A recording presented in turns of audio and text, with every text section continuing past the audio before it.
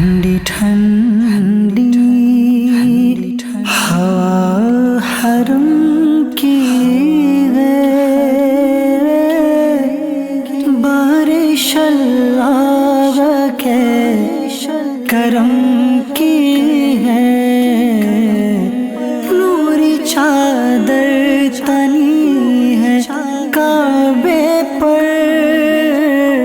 بارش اللہ کے کرم کی ہے۔ الحمدللہ رب العالمین والصلاة والسلام علی سید المرسلین، اما بعد فاعوذ باللہ من الشیطان الرجیم، بسم اللہ الرحمن الرحیم، الصلاة والسلام علیک یا رسول اللہ وعلی آلک واصحابک یا حبیب اللہ، الصلاة والسلام علیک یا نبی اللہ وعلی آلک واصحابک یا نور اللہ صلی اللہ تعالی علیہ وآلہ وسلم۔ ایف جی این چینل کے ناظرین، پروگرام ہے شہر مکہ۔ آج کے اس ایپیسوڈ میں الحمدللہ عز و جل ہم مکہ مکرمہ کے مقدس مقامات سے ریلیٹڈ آج معلومات حاصل کرنے کی کوشش کریں گے، اور انشاءاللہ عز و جل کئی مقدس مقامات ایسے ہیں کہ جس کا تذکرہ آپ نے پہلے بھی سنا ہوگا، آج بھی انشاءاللہ عز و جل سنیں گے، اور کچھ مقامات وہ ہوں گے کہ شاید آپ پہلی مرتبہ اس کا تذکرہ سن رہے ہوں یا اس کے بارے میں اس کی معلومات آپ کو پہلی مرتبہ مل رہی ہو۔ آئیے نبی کریم صلی اللہ تعالی علیہ وآلہ وسلم پر درود و سلام پڑھنے کی ایک فضیلت کی طرف بڑھتے ہیں۔ اللہ پاک کے پیارے محبوب، اللہ پاک کے آخری نبی مکی مدنی محمد عربی صلی اللہ تعالی علیہ وآلہ وسلم کا فرمان عالی شان ہے کہ جو مجھ پر 100 مرتبہ درود پاک پڑھے، اللہ کریم اس کی دونوں آنکھوں کے درمیان یہ لکھ دیتا ہے کہ یہ بندہ نفاق اور جہنم کی آگ سے آزاد ہے، اور اس درود پڑھنے والے کو اللہ پاک قیامت کے دن شہیدوں کے ساتھ رکھے گا۔ صلو علی الحبیب صلی اللہ تعالی علی محمد صلی اللہ تعالی علیہ وآلہ وسلم۔ ایف جی این چینل کے ناظرین، ویسے تو دنیا میں بہت سے جو ہے نا آپ نے پہاڑ دیکھے ہوں گے، کبھی فزیکل دیکھے ہوں گے تو کبھی ویڈیوز میں دیکھے ہوں گے تو کبھی تصویروں میں دیکھے ہوں گے۔ دنیا کے اندر بڑے خوبصورت اور انوکھے انوکھے پہاڑ پائے جاتے ہیں۔ اللہ کریم نے ان 2 پہاڑوں کا ذکر قرآن کریم میں فرمایا ہے، اور اللہ تبارک و تعالیٰ نے پہاڑوں کو بڑی برکتوں سے نوازا ہے۔ آئیے ان دونوں پہاڑوں کے متعلق ہم مزید سنتے ہیں۔ کشمیر کے علاقوں کو آپ دیکھیں یا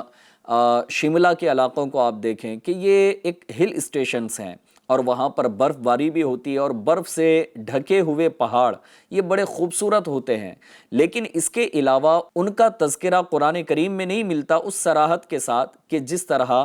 ان دونوں پہاڑوں کا ذکر اللہ تبارک و تعالیٰ نے قرآن کریم میں فرمایا ہے۔ ویسے تو قرآن کریم میں ہر خشک و تر کا ذکر ہے، بس وہ ڈھونڈنے والی آنکھ چاہیے۔ بہرحال ہم اپنے ان 2 مقدس پہاڑوں کی طرف بڑھتے ہیں۔ ہو سکتا ہے کہ آپ ان دونوں پہاڑوں کا نام جانتے ہوں اور پہنچ بھی چکے ہوں، اور ان دونوں پہاڑوں کا نام ہے صفا اور مروہ۔ جی ہاں، حجاج کرام جب حج کے لیے جاتے ہیں یا حج ادا کرتے ہیں تو حج کے مناسک میں اس کو شامل کیا گیا۔ عمرہ کرنے والے بھی ان دونوں پہاڑوں پر حاضری دیتے ہیں اور صفا مروہ کی سعی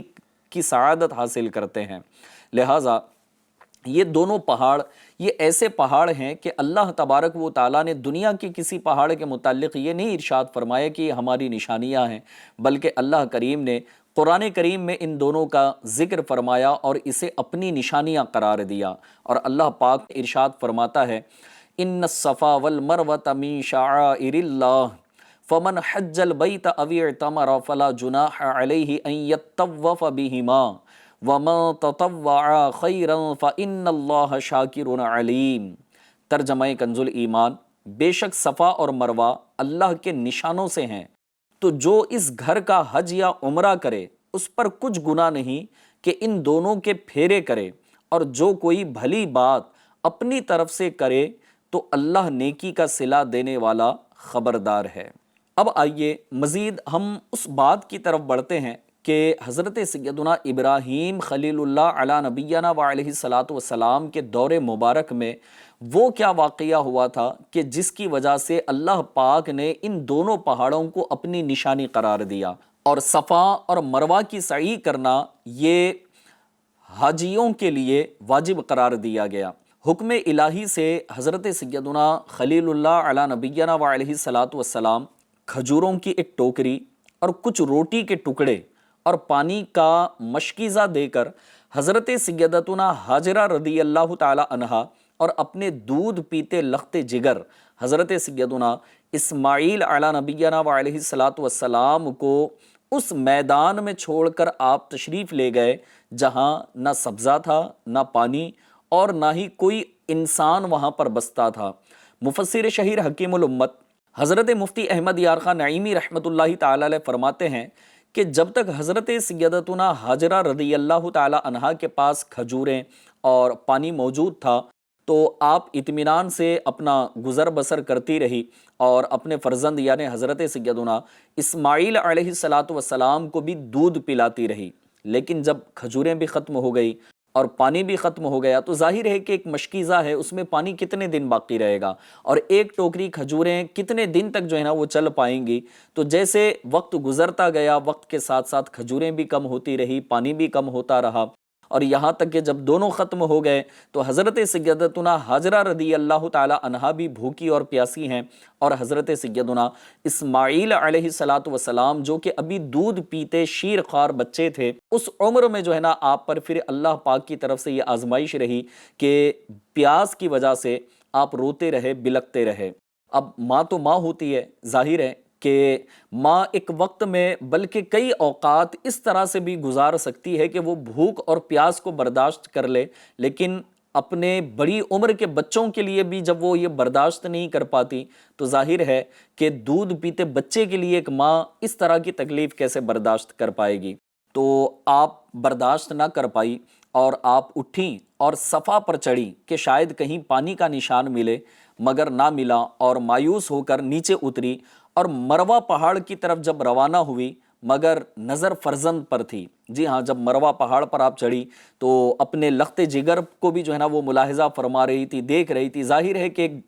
بیابان ہے، صحرا ہے اور جنگلی جانور بھی ہوتے ہیں تو اس کا خوف بھی ستا رہا تھا۔ بہرحال جب آپ مروہ پر چڑھی تو راستے کے کچھ حصے میں فرزند سے جو ہے نا وہ آڑ ہو گئی۔ ظاہر ہے کہ پہاڑ ہے تو کچھ بیچ میں پتھر وغیرہ آنے لگے تو وہ آڑ بن جاتی، اور حضرت اسماعیل علیہ الصلاۃ والسلام آپ کو نظر نہ آتے تو آپ جلد اس پہاڑ کو طے کرنے کے لیے وہاں سے دوڑ کر چلی آئی۔ اس آڑ سے نکل جانے پر پھر آہستہ چلی یہاں تک کہ پھر دوبارہ مروہ پر پہنچ گئی، اور وہاں چڑھ کر بھی پانی کہیں نہ دیکھا، پھر صفا کی طرف روانہ ہوئی۔ تو اسی طرح صفا مروہ صفا مروہ صفا مروہ کرتے کرتے حضرت سیدتنا ہاجرہ رضی اللہ تعالی عنہا نے 7 چکر کیے۔ ہر دفعہ درمیان میں دوڑتی تھی کیونکہ پہاڑ سے جب پتھر بیچ میں آ جاتے اور حضرت اسماعیل علیہ الصلاۃ والسلام نظر نہ آتے تو وہاں جو ہے نا آپ دوڑ جاتی، یعنی کہ دوڑ کر جو ہے نا وہ دوڑ لگایا کر رہی تھی، اور پھر جیسے حضرت اسماعیل علیہ الصلاۃ والسلام نظر آ جاتے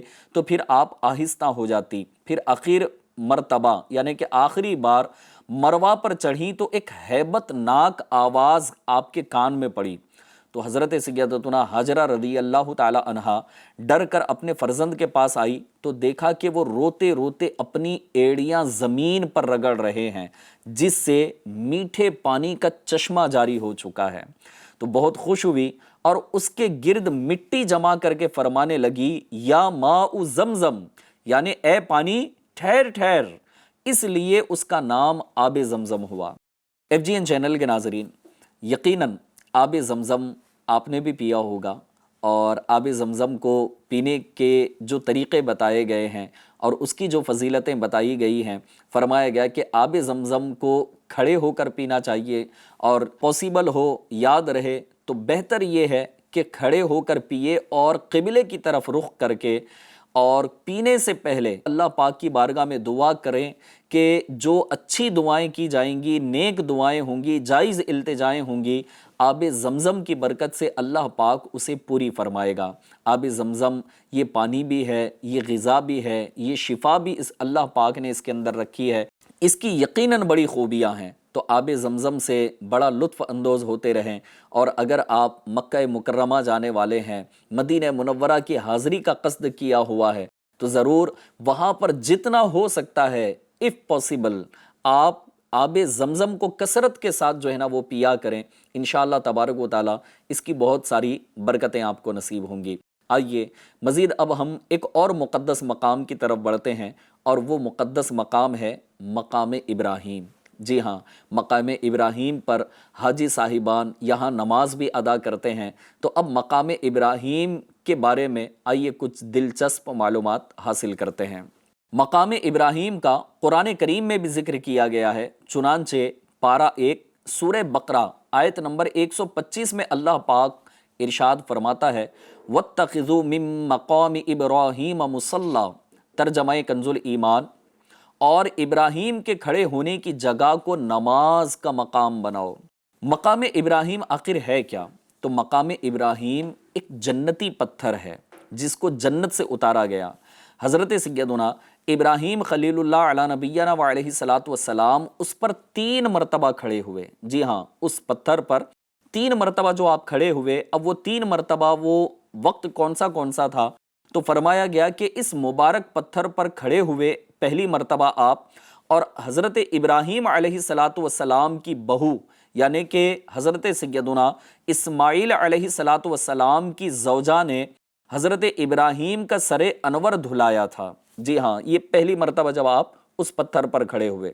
دوسری مرتبہ کہ تعمیر کعبہ کے وقت جب دیواریں اونچی ہوئی تو سیدنا ابراہیم خلیل اللہ علیہ نبینا و علیہ الصلوۃ والسلام نے حضرت سیدنا اسماعیل علیہ الصلوۃ والسلام سے فرمایا کوئی پتھر لاؤ تاکہ اس پر کھڑے ہو کر دیوار بنائیں۔ تو سیدنا اسماعیل علیہ الصلوۃ والسلام پتھر کی تلاش میں ایک پہاڑ کی طرف روانہ ہوئے، اور وہ پتہ ہے پہاڑ کون سا تھا؟ وہ پہاڑ ہے جبل ابی قبیس۔ تو جب حضرت سیدنا اسماعیل علیہ الصلوۃ والسلام اس پہاڑ یعنی جبل ابی قبیس پر جب آپ تشریف لے گئے تو راستے میں حضرت سیدنا جبرائیل علیہ الصلوۃ والسلام سے ملاقات ہوئی۔ حضرت جبرائیل علیہ الصلوۃ والسلام نے کہا کہ آئیے میں آپ کو ایک پتھر بتاؤں جو حضرت سیدنا آدم علیہ نبینا و علیہ الصلوۃ والسلام کے ساتھ دنیا میں آیا، اور اسے حضرت ادریس علیہ الصلوۃ والسلام نے طوفان نوح کے خوف سے اس پہاڑ میں دفن کر دیا ہے۔ اس جگہ چھوٹے بڑے 2 پتھر مدفون ہیں۔ چھوٹے کو تو کعبے کی دیوار میں دروازے کے قریب لگا دو کہ ہر طواف کرنے والا اس کو چوما کرے، یعنی وہ جو چھوٹا پتھر تھا وہ سنگ اسود ہے، جس کا حجر اسود کا ہم بوسہ لیتے ہیں۔ حجر یعنی کہ پتھر کو کہتے ہیں، سنگ اسود بھی اسے کہا جاتا ہے، حجر اسود بھی اسے کہا جاتا ہے۔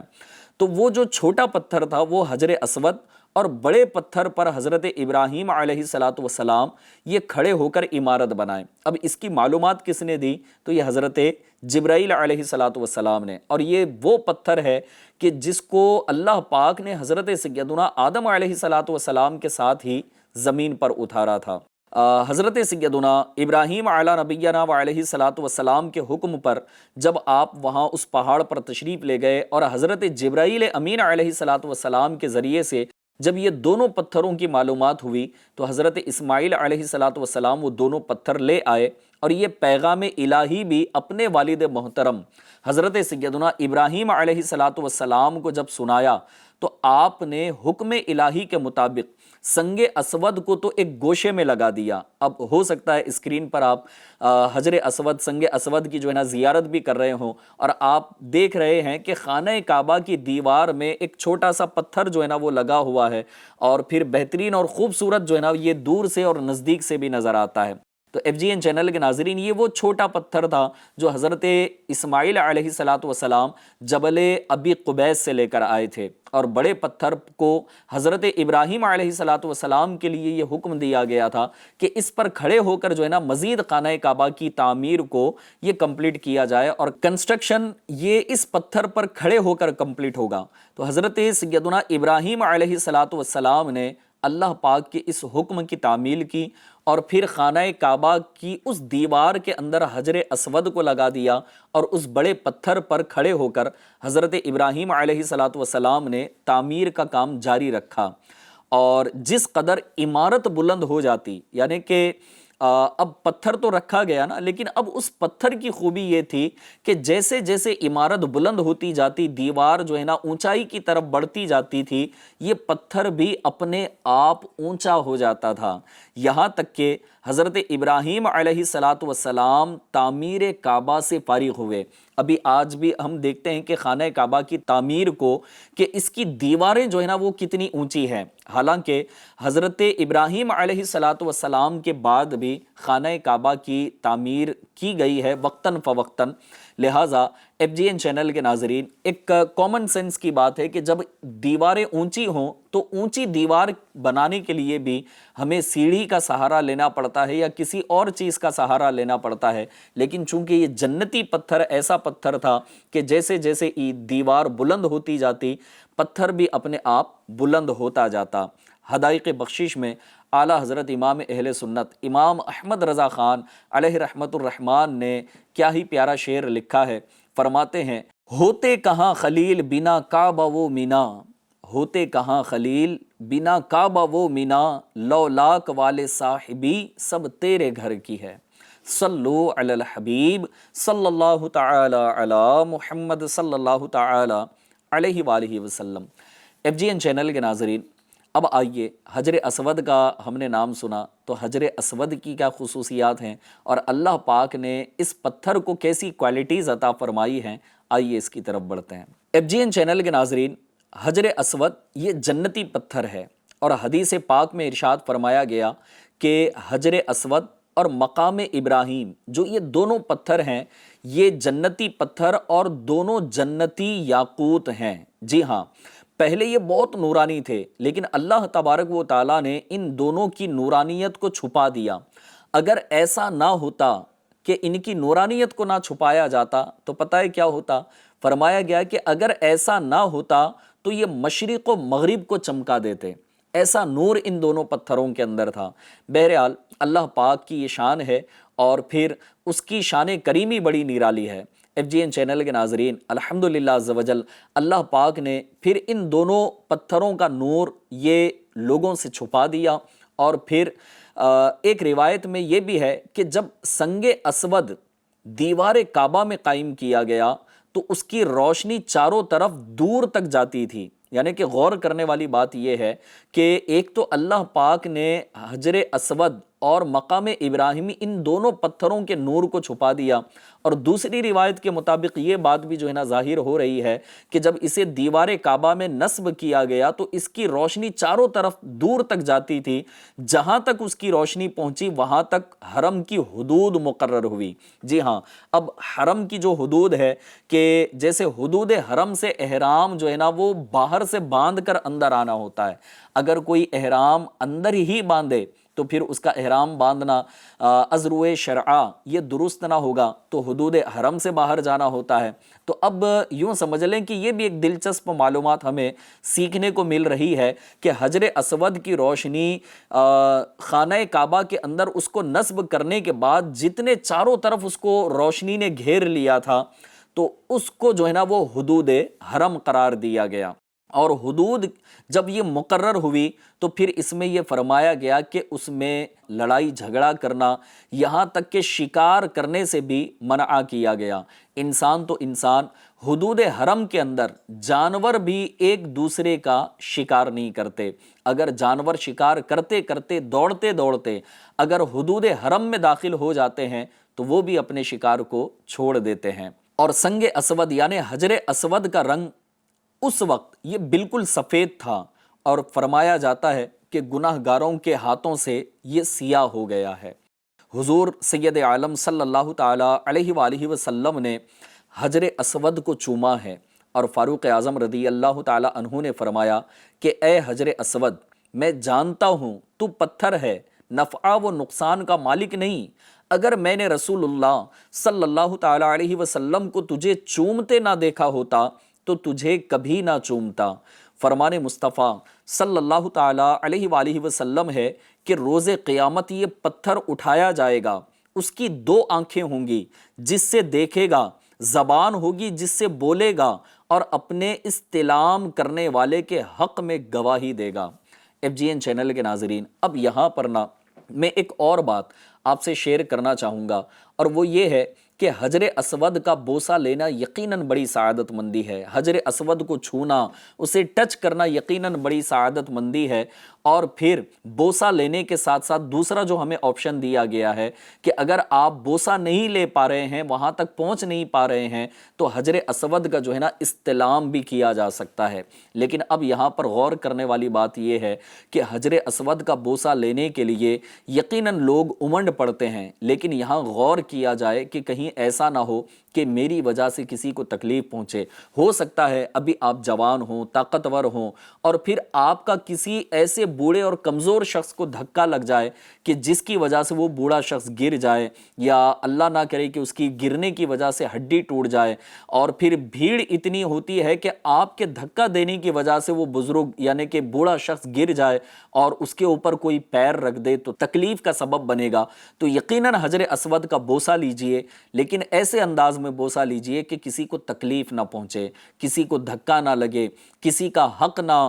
ضائع ہو۔ بعض اوقات ایسا ہوتا ہے کہ کچھ بھولے بھالے ایسے بھی لوگ ہوتے ہیں کہ وہ لائن لگا کر کھڑے ہوتے ہیں، لیکن ہم جو ہے نا وہ لائن سے ہٹ کر کے پھر سامنے چلے جاتے ہیں، تو ظاہر ہے کہ وہ بیچارہ جو لائن لگا کر کے کھڑا ہے اپنی باری کا انتظار کر رہا ہے، اور آپ اچانک سے جو ہے نا دھکا مکی کر کے سامنے آ جائیں گے، تو یقیناً یہاں حقوق العبد کا بھی معاملہ ہوتا ہے۔ اب آپ غور کریں کہ آپ خانہ کعبہ کے دامن میں ہیں، حجر اسود کو بوسہ لینا چاہتے ہیں، اس کے علاوہ اپنے رب کی بارگاہ میں اتنے مقدس مقام پر ہیں، کیا وہاں جا کر کے بھی ہم اس طرح کسی کے حق کو ضائع کرنے والا کام کریں گے؟ تو نہیں، یقیناً صبر کیجئے۔ ہاں، اگر موقع ملتا ہے تو ضرور موقع کو مت چھوڑیے اور حجر اسود کا بوسہ لیجئے، لیکن اگر موقع نہیں مل پا رہا اور آپ کو ایسا لگتا ہے کہ کہیں ایسا نہ ہو کہ میں کسی کا حق ضائع کر سکتا ہوں یا پھر کسی کو تکلیف میں میری وجہ سے مبتلا ہونا پڑے گا، تو ایسی صورت میں پھر استلام کر لیجئے۔ آئیے آخر میں کچھ حجر اسود کی کوالٹیز میں آپ کو بتاؤں کہ حجر اسود کی ایک کوالٹی یہ ہے کہ حجر اسود کو چھونا، اسے ٹچ کرنا، یہ گناہوں کو مٹا دیتا ہے۔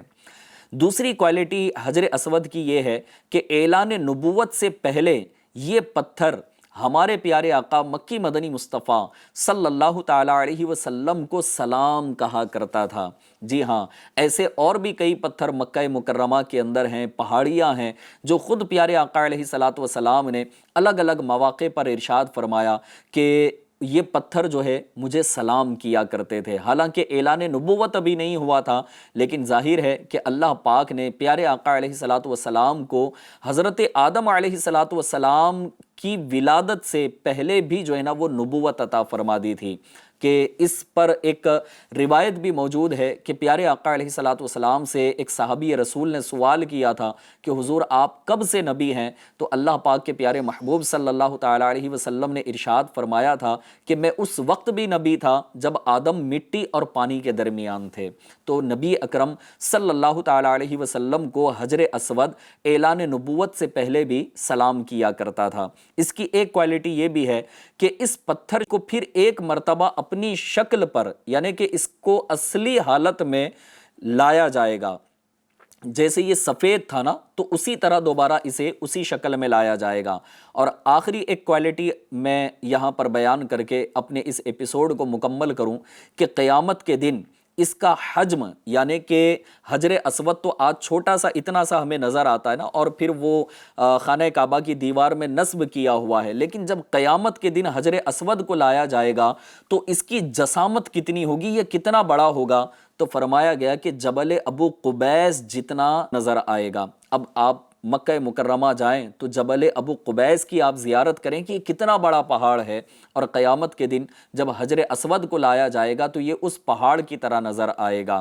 حدائق بخشش میں اعلیٰ حضرت امام اہل سنت نے کیا خوب لکھا ہے، اور اسی شعر پر ہم اپنے اس ایپیسوڈ کا اختتام کرتے ہیں۔ اعلیٰ حضرت کہتے ہیں کہ کالک جبیں کی سجدہ در سے چھڑاؤ گے، کالک جبیں کی سجدہ در سے چھڑاؤ گے، مجھ کو بھی لے چلو یہ تمنا حجر کی ہے۔ اللہ کریم ہمیں ان مقدس مقامات کی بار بار زیارت نصیب فرمائے، اور جب بھی حاضری ہو اللہ تبارک و تعالی ہمیں ان کی پوری تعظیم کرنے اور اس کا ادب کرنے کی ہمیں سعادت نصیب کرے، آمین بجاہ النبی الامین صلی اللہ تعالی علیہ وآلہ وسلم۔ صلو علی الحبیب صلی اللہ تعالی علی محمد صلی اللہ تعالی علیہ وآلہ وسلم۔ ٹھنڈی ٹھنڈی ہوا حرم کی ہے، بارش اللہ کے کرم کی ہے، نوری چادر تنی ہے کعبے پر، بارش اللہ کے کرم کی